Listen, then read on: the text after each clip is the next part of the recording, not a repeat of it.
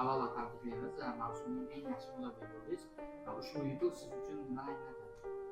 Avvalambor assalomu alaykum. Futbol ikkinchi liga ishqibozlari, fanatlari. Men Jamoliddinov Damirman. UzAuSTEM zavod qo'shma korxonasining treneri bo'lib saylanganman bu yil.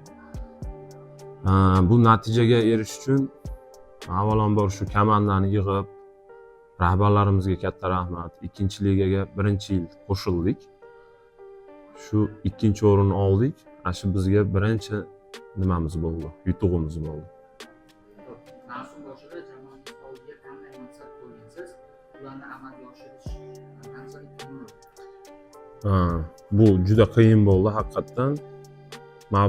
Birinchidan komandani yig'ish o'zi juda qiyin bo'ldi.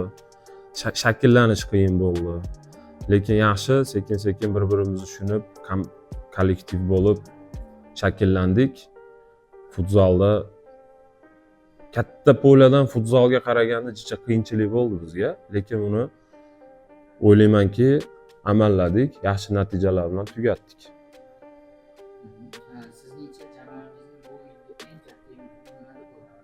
Biz jamoamiz eng katta yutuq birinchisi shu shakllanganimiz, birinchi yutuq men uchun. Komandamiz noldan chiqdik. Ikkinchisi shu rahbarlarimiz bizga ishonganiga, ishonchini biz oqladik deb o'ylayman. Shuning uchun men uchun katta yutuq bo'ldi. Birinchi nimamiz mavsumimizda. Eng qiyin raqibingiz kim bo'ldi? Ularga qarshi qanday reja? Eng qiyin raqiblar o'zi почти hamma raqib juda qiyin bo'ldi. Hamma kuchli komanda bo'ldi. Ayniqsa bu yil o'tgan yilga qaraganda juda yaxshi bo'ldi. Endi komandaning haqiqatda disiplinali komandalar bu Buloqboshi bo'ldi. Bizga qiyin sopernik bo'ldi. Tornado bo'ldi. Chunki u yerda juda zo'r, iqtidorli futbolistlar yig'ilgan. Shular juda bizga qiyin bo'ldi. Murabbiy sifatida ushbu mavsumda o'zingizdan eng mamnun bo'lgan qarorimiz qaysi? Meni o'zimning prinsipim shunaqa bo'lgan, o'zimga nima qilganman?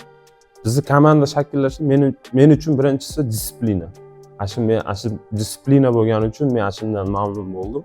Biz bolalar hammasi bitta mush bo'lib, bitta oila bo'ldik. Shuning uchun ham yaxshi natijaga erishdik. Qarorim ham shu bo'lgan. Faqat intizom va bir-biriga hurmat. Ushbu mavsum sizda, ya'ni murabbiy sifatida eng yaxshi ta'sir qilgan jamoa va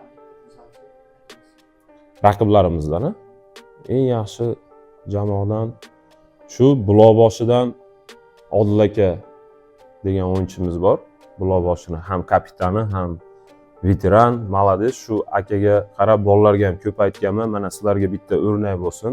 Shu odam haqiqatda futzalda komandasini ancha oldiga ham tortdi, duxovoy podдержка ham berdi. Shu odam yaxshi, eng zo'r o'yinchi deb o'ylayman mana shu mavsumda.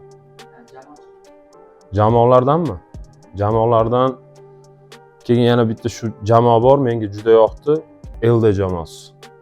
Bolalari juda zo'r. Disiplina ham, o'yinga ham, ayniqsa shu ikkinchi davrada bular qandaydir yana ham qo'shib, yana ham ochilib ketdi bolalar. LDga ham zo'r gap yo'q. Jamoangiz kelasi mavsumda qanday maqsadlarni erishishni rejalashtirasiz? Keyingi mavsum rejamiz juda zo'r, ko'p. Chunki yaxshi natija bilan tugatganimiz uchun mana UzAuSTEM rahbarlariga katta rahmat. Qiziqish yana ham oshdi bizdan. Direktorimiz Bahodir aka Samatovga rahmat. Shunchalik mana ishondi, ishonchini oqladi deb o'ylayman. Yangi yilga planimiz, rejamiz bor. Ikkinchi ligalarga qo'shilib o'ynash, hokim kubogiga, keyingisi o'zimizning ligamiz bor, Avtoliga, UzAvto sanoat ligasi bor. Bu yerda Xudo xolasa rejamiz ko'p, natijalar qilamiz. Kelajakda futzal sohasida qanday rejalaringiz bor? Men uni o'ylamadim, endi sekin planga qo'yapman o'zimga ham. Chunki men shaxsan katta futbol o'ynaganman. Hozir bizdagi komanda shakllangan bolalar ham hammasi katta futbolni bolalari, katta po'laniki.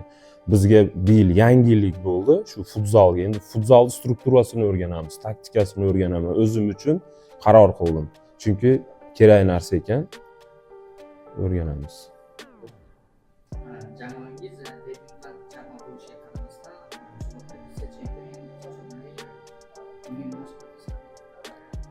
Shu yana bir marta aytyapman, bu ikkinchi o'rinni oldik. Bu juda bizga katta nima bo'ldi, yutuq bo'ldi. Yaxshi plankani egallab tugatdik. Bu birinchi o'chirit hamma bolalarning mehnati, bitta men emas. Shu aytganimdek boshida bitta oila bo'ldik, disiplina bo'lgani uchun shu plankani egalladik. Bolalarga ham katta rahmat. Shu bizga ishongan bolельщиклар, zavodimiz rahbarlari, hamma rahbarlarga katta rahmat. Chempion bo'lish uchun nima kamchilik? Chempion bo'lish uchun bizga kam shu игровой, futzalni игровой taktika, opit yetishmadi bizga birinchi mavsumda. Endi xudo xolasa yanagi mavsumlarga shu futzalni sistemani o'rganamiz, taktikalarni, оборонani, завершенияларni o'rganib, xudo xolasa yanagi yil birinchi o'rinni olishga harakat qilamiz. Futzal ikkinchiligiga umumiy nima fikrimni aytsam, biz bu yil birinchi qatnashdik, lekin o'tgan yil ham bo'ldi, undan yili ham bo'lgan. Lekin bu yil juda zo'r bo'lyapti. Futbol assotsiatsiyaga ham katta rahmat, Bezot aka, Karimovga, hokimimizga rahmat. Shunchalik bizga bu yil mana yangi futzal jahon talabiga, standartiga bo'lgan yerga bizni qo'ydi, o'ynatdi. Juda zo'r bo'lyapti. Hamma maza qildi, bolельщиклар ham, o'zimiz ham mana hattoki. Shu yanagi yillarga yana ham rivojlansin futbol assotsiatsiyasi. Shu ikkinchi liga, hokim kubogi, ikkinchi liga kattasi, yana ham o'saylik. Ikkinchi ligaga shu yanagi yillarga bir 16 ta komanda bo'lsin, intriga bo'lsin.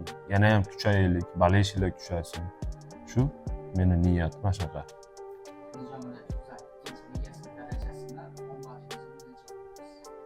10 ball desam ham bo'ladi. Bil.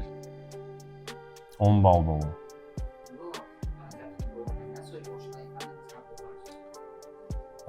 Biz ham oldin katta futbol o'ynaganmiz. Anjon dublida o'ynaganman. Uzdonju birinchi ligasida o'ynaganmiz. Norin birinchi ligasiga olib chiqqanmiz. Ko'p futbol o'ynaganman, haqiqatdan 10 yoshimda o'ynaganman. Yoshlarga shu maslahatim только trenirovka nад собой o'zingizlarning ustingizlardan ishlanglar. Yaxshi niyat qilsanglar, xudo xolasa shu niyatingizlarga yetasizlar. Mehnat qilsanglar bo'ladi-da. Mehnat bo'lmasa, hozir ko'p futbolistlar ko'p ko'raman, jicha futbolda o'ynab ketsa, o'ziga уже men futbolistman deb, haligi nima desam bo'ladi, yulduzli ahvol olishadi. Уже men bo'ldi futbolistman deb. Chunki bizni boshimizdan ham o'tgan. Shuning uchun yoshlarga taklifim, o'ynanglar, mehnat qilinglar, mehnat tagi rohat.